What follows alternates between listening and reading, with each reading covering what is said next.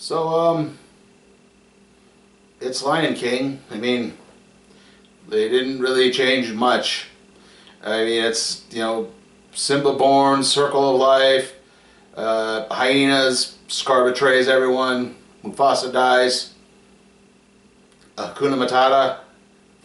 I mean, you get the jazz. There are some differences in this, and yeah, basically that's the summary I have of this. There's a few differences here and there, but yeah, unfortunately it's just The Lion King. They took it and they padded the thing out to 2 hours. I think the original was, it's got to be at least 100 minutes. They added 20 minutes to this, and I don't know how they added 20 minutes to this, and I think I figured out what the main problem is with this. Especially, I mean, you look at the other Disney remakes and the receptions that they have gotten. Say what you will about Dumbo, and I was probably a lot kinder to Dumbo than a lot of people were, but they at least tried to expand on the story to realize that they needed to to get this thing started out. They tried to build on it a little bit.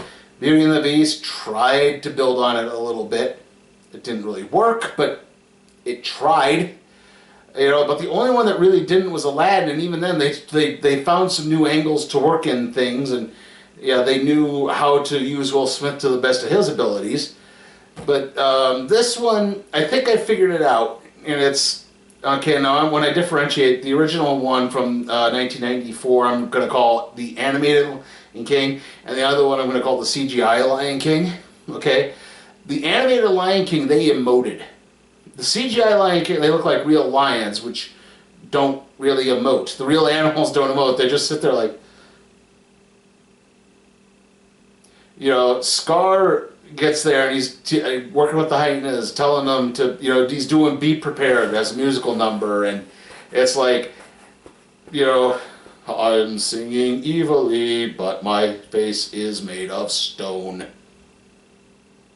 This is how he looks, even when he's trying to be threatening. Yeah, exactly. That's it. They look way too much like real animals. I mean, even the Jungle Book, I thought they looked more had this kind of attitude to them. Like, and again, even the Jungle Book had human characters to bounce off of. This is just all animals. So it really doesn't make any sense as to why we needed a live-action Lion King. Like I said, the story is unchanged. They did pad out a few things. They padded out some of the musical numbers. I think that's one of the things they did. But they like, you could see there was a hint of something there. Like, they tried to expand a little bit on Scar's backstory.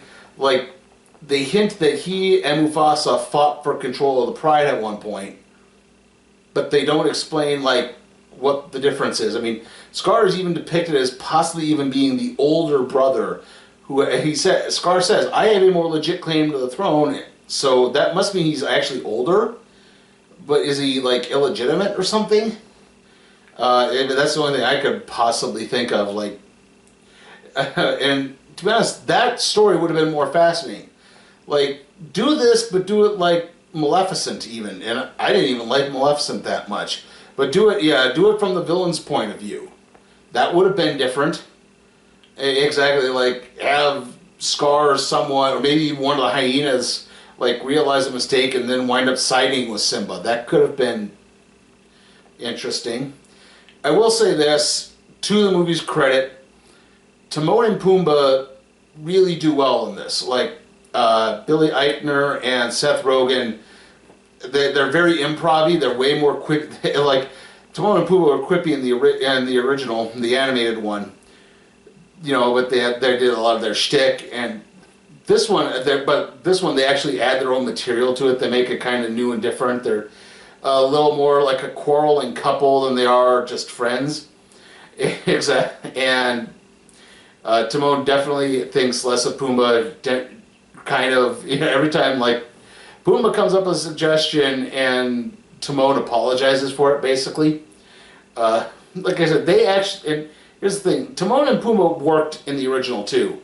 People think that they're bad, but it's just because they got overexposed in the wake of that. They got their own series, they got their own movie, they got crammed down everyone's throats, and then there's the backlash. This one, like I said, they worked really well. Though they do wind up singing "Can You Feel the Love Tonight" for some reason. And like I said, they actually expand a little bit on Timon and Pumbaa as well. They're not just the only ones in this little group. It's like when they find Simba, they actually have like a little enclave of animals that all basically work together and live in this little oasis in the desert. And that actually was, again, that's another one that could actually be interesting. Tell that story. Don't, and then have, Simba come in, you tell it all in like flashbacks rather than just doing a straightforward Lion King remake. Unfortunately, like I said, it's just straightforward Lion King. And, the original animated version's out there to enjoy, and it's much better than this, unfortunately. I'm going to give Lion King 2019 a D. Now you can bring home the great adventure of Disney's new animated film, The Lion King, with the great taste of Nestle Lion King chocolate bars. They're delicious! Pumbaa, not in front of the kid. Every bar has a fun chocolate scene right from the movie. And the great taste of Nestle milk chocolate. Whoa! Plus, it's the Lion King soundtrack, so you can enjoy the great sounds of the movie and the great chocolate taste of Nestle Lion King chocolate bars. Okay, trailer time, and we did get 2 new trailers and a new trailer for a movie that we've gotten before, but other than that, there's not really anything spectacular.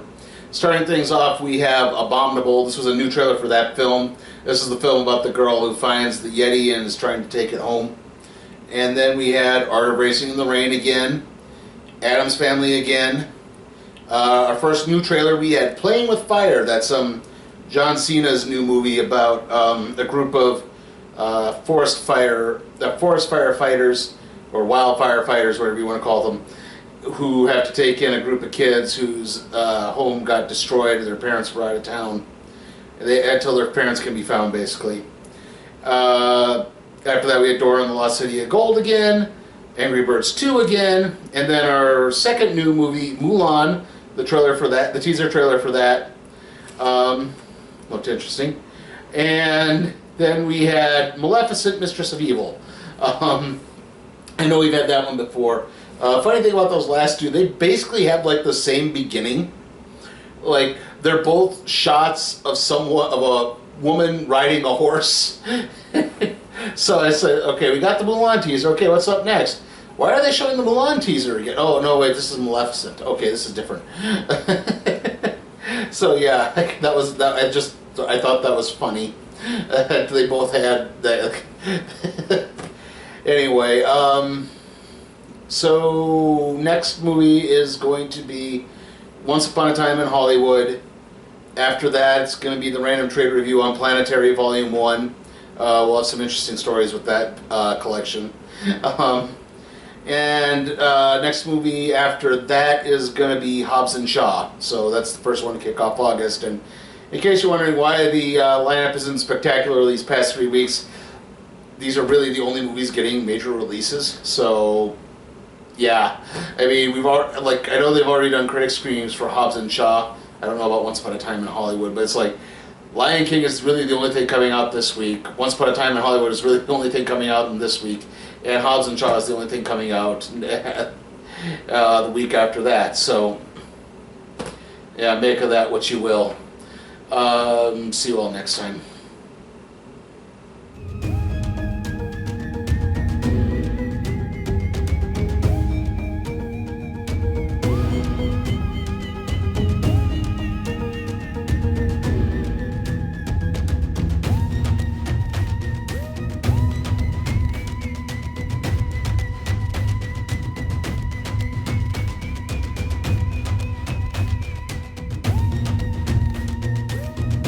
Hey guys, check out my Patreon and see how you can request a movie for me to review, even if it's some stinker like A Dog's Way Home or the Sonic the Hedgehog movie.